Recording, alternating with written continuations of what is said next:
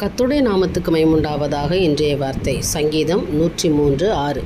ஒடுக்கப்படுகிற யாவருக்கும் கர்த்தர் நீதியையும் நியாயத்தையும் செய்கிறார். விசுவாசிக்கிறோம், ஆமேன்னு சொல்லுங்களேன். நீங்கள் ஒடுக்கப்படுறீங்களா? கர்த்தர் இன்னைக்கு நீதியை செய்கிறாராம். பாருங்கள், உங்களுக்கு நியாயத்தை கர்த்தர் இன்றைக்கி முன்னால் கொண்டு வைக்க போகிறார். எல்லாராலையும் இன்றைக்கி கண் கலங்கி நிற்கிறீங்களா? எல்லாரும் வெறுத்து ஒதுக்கிட்டாங்க.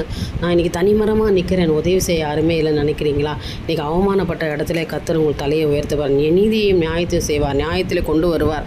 உங்கள் நீதியையும் நியாயத்தை பட்ட பகலை போல கர்த்தர் இன்றைக்கி வெளிச்சமாக்குவார். எல்லார் கண்களுக்கு முன்பாக கர்த்தர் உங்கள் தலையை உயர்த்துகிற நேரங்கள் தான் இன்றைய தினம். அதனால் இன்றைக்கி கவலைப்படாதீங்க.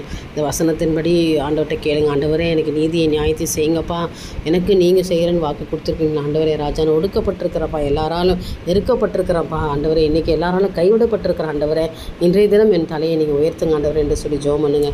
நிச்சயமாக கர்த்தர் உங்களுக்கு ஐஸ்வர்யத்தை செய்வாராக. என் தேவனுக்கே மகிமை உண்டாகட்டும். ஆமென்.